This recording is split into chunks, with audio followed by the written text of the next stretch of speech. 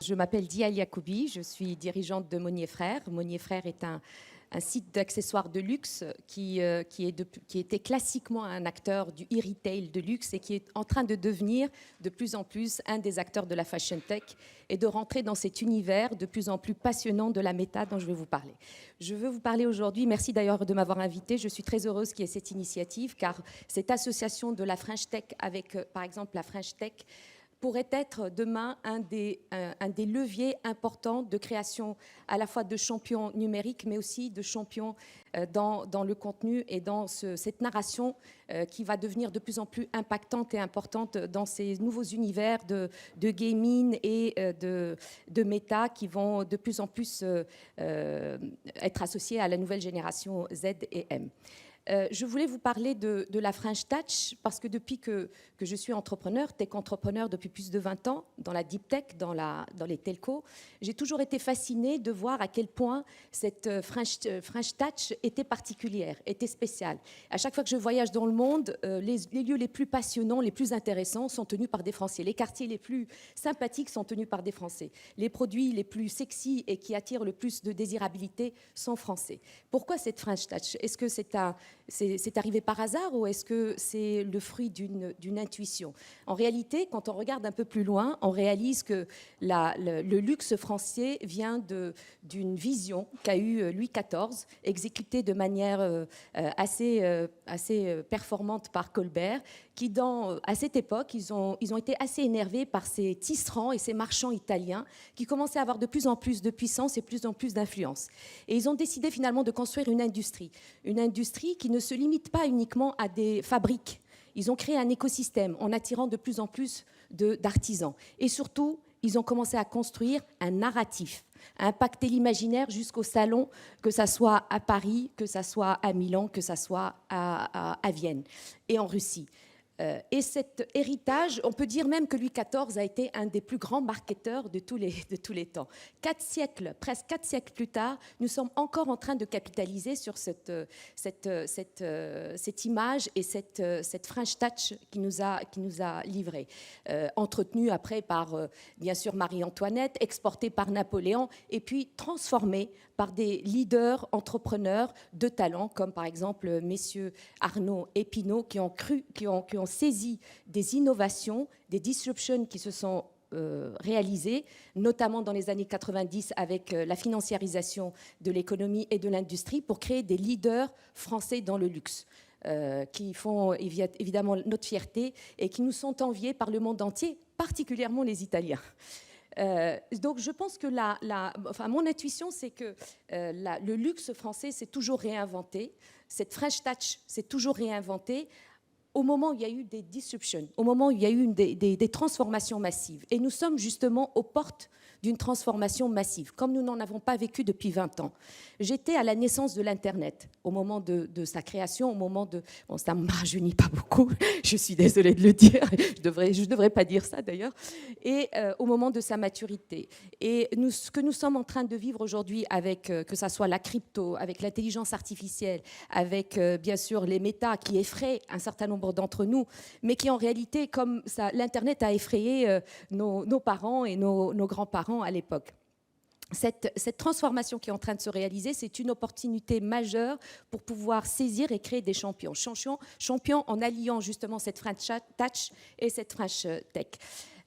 J'ai beaucoup voyagé, j'ai été très souvent en Chine, particulièrement à partir des années 2012, et j'étais fascinée de voir à quel point ils ont transformé leurs champions digitaux. Ils ont décidé 30 ans, même 40 ans avant, de devenir les leaders mondiaux du digital. Comme aujourd'hui, ils ont décidé de devenir les leaders mondiaux de l'intelligence artificielle et du méta demain. Ce qui est en train de se passer, c'est que cette innovation qui est portée par leur plateforme est en train de transformer massivement le type de consommation, les consommateurs et également la façon dont on va commercer, dont on va communiquer, dont on va créer de la valeur. Pour prendre quelques exemples, je parle de ça parce que plus de 50% de notre chiffre aujourd'hui est porté par l'Asie. Et ce que nous sommes en train d'observer là-bas et ce que nous sommes en train d'analyser et comme laboratoire, nous sommes en train de l'importer aujourd'hui en Europe et même aux États-Unis parce que nous sommes internationaux également. Donc je prends quelques exemples. La plupart des acteurs du retail, qu'ils soient offline ou online, aujourd'hui constatent que l'innovation dans le parcours de consommation et dans le parcours d'achat d'un consommateur, la façon d'interagir avec lui, vient de la Chine. Pour prendre encore un exemple un peu moins lointain, le social commerce, encore balbutiant en Europe, aux États-Unis, et qui aujourd'hui est devenu le sport national en Chine. Pourquoi ? Parce que WeChat et Alipay et Alibaba ont décidé en 2016 de créer des wallets qui s'appellent WeChat Pay et Alipay, et tout à coup, une nation de commerçants dans l'âme sont devenus des mini-commerçants. Et donc, ils ont créé leur boutique sur Taobao ou sur d'autres plateformes, et ça devient aujourd'hui une part importante du e-commerce. Et je prends encore un autre exemple qui à peine apparaît aujourd'hui en Europe, qui est le live shopping. Alors beaucoup me disent, mais le live shopping finalement c'est que de la téléachat. Oui, c'est du téléachat, mais revu, remodernisé. C'est un mix entre téléachat, télé-réalité et social media, social commerce. C'est fascinant de voir en l'espace de 3 ans, puisqu'ils ont démarré réellement en 2018 et ça a explosé en 2020. Ça représente déjà 20% du e-commerce en Chine, 80% du e-commerce chez Taobao, qui est quand même la plateforme la plus significative, un peu notre eBay ou Boncoin français. Aujourd'hui, c'est devenu un flux de shopping important, et pourtant, il n'existe pas encore en Europe ni aux États-Unis. Pourquoi ? Parce que leur plateforme digitale, la façon dont ils ont construit leur stratégie digitale, leur permet d'avoir des plateformes complètement sans couture, seamless, alors qu'en Europe, aux États-Unis, les GAFA actuels n'ont pas encore réussi à le faire. Donc pour moi, à la lumière de mes 10 dernières années à observer minutieusement le marché chinois particulièrement, les futurs GAFA seront asiatiques. Et donc on assiste de plus en plus à l'arrivée de ces GAFA, futurs GAFA. Combien d'entre vous achètent sur AliExpress? Combien d'entre vous achètent sur Shein? Combien de marques sont sur Tmall? Finalement, l'intelligence, la data, l'intelligence artificielle, les algorithmes sont chez eux et la fabrique, elle est chez nous. Est-ce que c'est ça qu'on veut? Non. C'est pour ça qu'on doit aujourd'hui construire notre souveraineté digitale, construire nos futurs champions. J'ai assisté en 2000, malheureusement, à notre perte de souveraineté technologique. Et pourtant, à la fin des années 90, nous avions les meilleurs champions technologiques. Nous avions les Alcatel, les Ericsson, les Nokia, les Siemens. Nous avions des champions des opérateurs comme France Télécom, Telefonica, Telecom Italia, et les opérateurs américains étaient beaucoup plus fragmentés, beaucoup plus petits. Et pourtant, nous n'avons pas gagné la bataille des années 2000 dans le digital. Nous n'avons pas créé nos GAFA. Aujourd'hui, nous avons de plus en plus de licornes, tant mieux, mais nous n'avons pas encore cet écosystème puissant comme on aurait dû l'avoir. Est-ce qu'on doit accepter ça? L'accepter encore du côté asiatique? Non. Particulièrement parce qu'on est aujourd'hui en train d'assister à une nouvelle vague où il va y avoir des nouveaux champions, des futurs GAFA. Et cette vague, on l'appelle bien sûr méta, on l'appelle crypto, on l'appelle intelligence artificielle. Et nous avons des forces significatives. La première force, c'est la French Touch. Parce que dans cet univers de méta, de crypto, de gaming, l'entertainment est roi.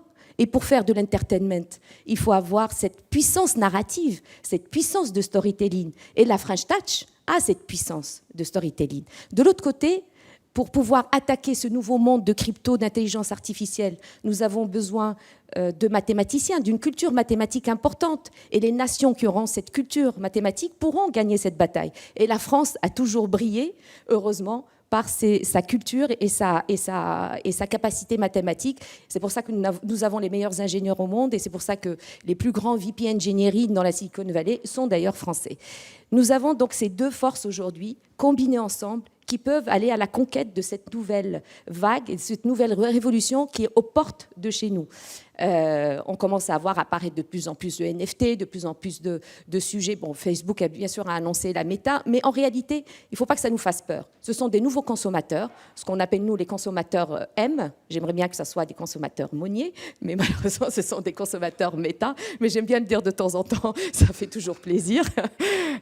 Donc ces nouveaux consommateurs, si on arrive à les captiver, si on arrive à les maintenir, si on arrive à les entretenir, enfin, entertainment plutôt, les animer, et si on arrive à les garder à travers nos différentes plateformes, qu'elles soient des plateformes de contenu, que ce soit des plateformes de jeux, que ce soit des plateformes de retail, nous aurons gagné cette bataille. Pour moi, mon intuition, c'est que on a perdu cette bataille des années 2000 où il y a eu les GAFA technologiques importantes qu'on n'avons pas encore réussi à faire. On va peut-être commencer à le faire de plus en plus maintenant avec toutes les licornes qu'on a, mais il y a encore du chemin.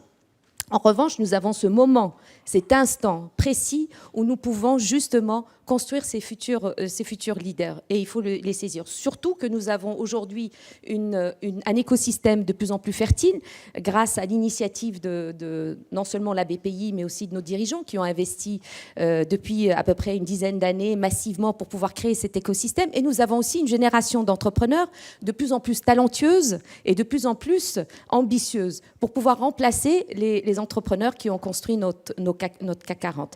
Donc, cette ambition, elle est réelle, elle est possible si on arrive à rassembler nos forces, nos volontés, nos talents. Et c'est pour ça que je suis très heureuse aujourd'hui d'avoir et d'assister, de participer à cette initiative portée par Eric et la BPI qui s'appelle We Are French Touch. Voilà, merci.